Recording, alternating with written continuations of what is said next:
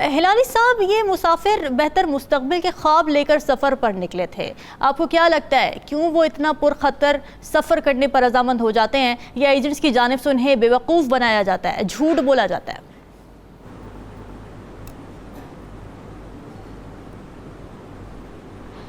बिल्कुल नहीं झूठ बोला जाता है। इनको सब पता है क्या हो रहा है, कैसे वो पहुंचेंगे। ये कफन बांध के निकलते हैं। आप अपने लोगों से, अपने लीडर्स से पूछें। नौकरी, इज्जत, इंसाफ, उम्मीद जब इधर नहीं मिलता है तो क्यों नहीं आदमी रिस्क करे अपनी ज़िंदगी को और जाए जिधर उम्मीद है? क्यों वो एक फेल्ड स्टेट में रहे? ये जाते रहेंगे, कुछ भी आप करें ये जाते रहेंगे। और मैं आपको बता सकता हूँ, मैं इटली में रहा हूँ, मैं हज़ारों को मदद किया हूँ, मैं हज़ारों के पेपर्स ठीक किया हूँ, हज़ारों को हम पासपोर्ट दिए हैं, और हमें पता है ये क्यों आते हैं और कैसे आते हैं। ये इनका कसूर नहीं है। मगर जब उम्मीद नहीं है, जब कुछ नहीं है, तो क्यों नहीं आदमी अपनी ज़िंदगी को भी रिस्क करे। हाँ, अब अगर आप इनको रोकना चाहते हैं तो वो जो लोग इनसे फ़ायदा उठाते हैं, मगर अगर वो लोग होते नहीं, ये खुद आते, ये खुद करते, ये खुद ढूंढ रहे हैं लोगों को कि इनको ले जाएं और कोई ज़िंदगी दें, नहीं कि इधर ही बग़ैर कुछ भूख ना नौकरी ऐसे ही गुजारें वक्त। कौमी असम्बली में तो अपोजिशन गैर फाल नज़र आती है, बल्कि अपोजिशन लीडर राजा रियाज साहब तो बजट पर हुकूमत की तारीफ़ें करते नजर आए थे। मगर अब यूँ मालूम हो रहा है कि हुकूमती इत्तेहाद के अंदर से ही एक अपोजिशन सर उठा रही है, और इस अपोजिशन का बीड़ा उठाया है पीपल्स पार्टी ने। बिलावल भुट्टो साहब बड़े जारहाना मूड में नजर आए। एक जलसे के दौरान उन्होंने हुकूमत को वार्निंग दे दी कि अगर बजट पर वोट लेना है तो सैलाब मुतासरीन के फंड्स जारी करें। उन्होंने कहा कि वज़ीर आज़म की नीयत पर शक नहीं है, मगर उनकी टीम वादे पूरे नहीं कर रही। साथ ही उन्होंने सागदार के बजट में खामियां भी निकाली। उन्होंने कहा कि पीपल्स पार्टी का इस बजट में बहुत कम इनपुट था, तो नून लीग का भी इस पर रद्द-ए-अमल सामने आ गया है। एहसन इकबाल ने यह कहा है कि बजट की तैयारी में इत्तेहादी शरीक थे, जलसों में बयानात से गुरेज करें। तो अब सवाल ये उठ रहा है कि क्या पीपल्स पार्टी और नून लीग एक बार फिर हरीफ बनने जा रहे हैं? अपने तजियाकारों की राय इस पर जान लेते हैं। हिलाली साहब, पीपल्स पार्टी की नाराज़गी की वजूहात जेन्युइन है? क्या इन रिजर्वेशंस की वजह से आप रिफ्ट गहरा होता देख रहे हैं?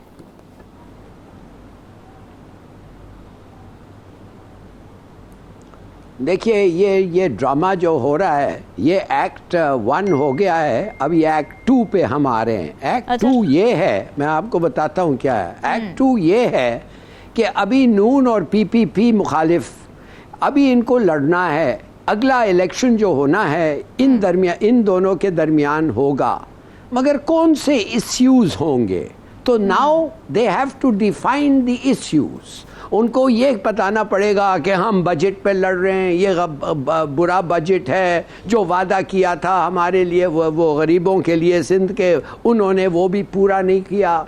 बेसाय हम इमीडिएट इलेक्शन चाहते हैं, हम जमहूरी पार्टी है, पीपीपी कह रही है, और ये जो लोग हैं ये इनको डिले करना चाहते हैं, ये गलत बात है। इन चीज़ों पे अभी issues are going to be defined. अब इसके बाद लड़ाई होगी केयर टेकर प्राइम मिनिस्टर कौन होगा। अच्छा। इसलिए कि वो जैसे राजा रियाज जो है वो तो टिकट मांग रहा है, वो लीडर ऑफ द ऑपोजिशन है, अजीब सा ऑपोजिशन है, वो तो टिकट मांग रहा है नून के पार्टी पे। तो इस बात पे मेरे ख्याल में ये सब होगा। और उसके बाद जहांगीर तरीन साहब भी पिक्चर में आ जाएंगे। वो नवाज शरीफ को मिले हैं, फिर मिलने जा रहे हैं। वो नून को वो इलेक्टेबल्स और इंडिपेंडेंस जो उन्होंने 2018 में के वो जो पीटीआई के लिए लाए थे, उनके लिए क्या कह रहे हैं, वो जाएंगे, उनको मदद करेंगे। तो देखिए, आसिफ जरदारी साहब इधर गुजार रहे हैं पंजाब में, अपने पार्टी के लिए लोगों को रिक्रूट कर रहे हैं। तो ये सब चीज़ें अब हो रहा है। ठीक है। एंड इलेक्शंस की तैयारी हो रही है, इश्यूज डिफाइंड हो रहे हैं, अपोजिंग साइड्स हो रहे हैं। सही है।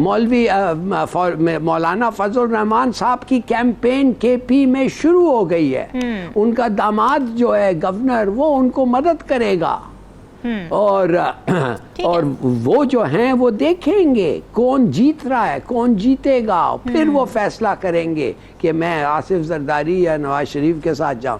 देखिए अच्छा। जी, ये मसला शुरू हो गया है। We are heading to the new elections. ठीक है। कुछ अरसे पहले तक ये कयास आराइयाँ हो रही थी कि 2023 शायद इंतखाबात का साल ना हो, सिवाय PTI के कोई भी जमात इंतखाबात के हक़ में नज़र नहीं आ रही थी।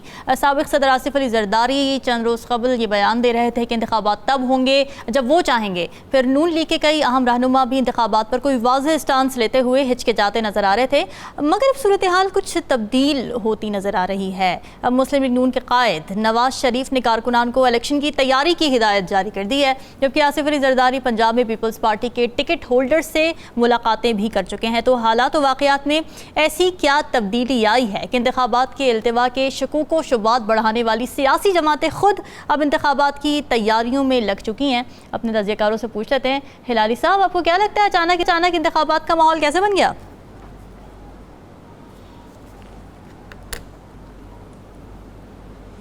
देखिए, इंतखाबात तो होने हैं और इन्होंने देखा है कि PTI का जो होल्ड था और जो PTI की असेंडेंसी थी वो ख़त्म हो रही है, बहुत जल्दी ख़त्म हो रही है। कोई माने इस किस्म के हालात ऐसे हैं, मैं नहीं कहता कि उनका वोट बैंक चले गया है किसी को या तकसीम हो गया है। हाँ। मगर ये ज़रूर है कि वो लगता ऐसे है कि ये जो होने वाले हैं ट्रायल्स हैं और किस्म के इंक्वायरीज़ हैं, इसमें से PTI काफ़ी वीकेंड निकलेगी। और तो PTI को कोई इन लोग सीरियसली अब नहीं ले रहे, इतना सीरियसली नहीं ले रहे हैं।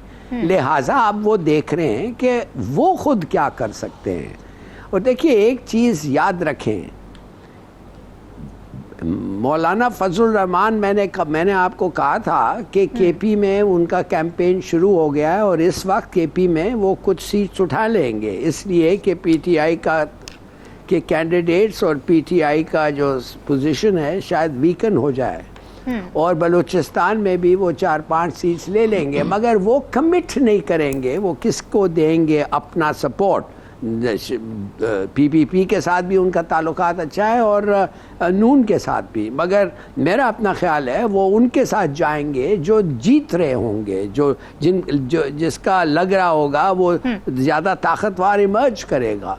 अच्छा। तो ये सब फैसले अब हो रहे हैं और मैं समझता हूँ कि कोई एक पार्टी, ये याद रखें, कोई एक पार्टी इतना पावरफुल इमर्ज नहीं होगा, ठीक है, जो सबके ऊपर चढ़ के बैठ के कहे कि हमारी बात मानो इसलिए हमने सबसे ज़्यादा सीट्स लिया है। मेरे ख्याल में ये नहीं होगा और कोलिशंस भी हो सकते हैं और नैरो मेजॉरिटीज़ के साथ जो भी आएगा, गवर्नमेंट जो होगी वो इतनी ताकतवर नहीं होगी जो अगर शायद इन अदर सर्कमस्टेंसेस हो सकती थी। तो ठीक है। ये मेरा अपना रीडिंग है सिचुएशन का।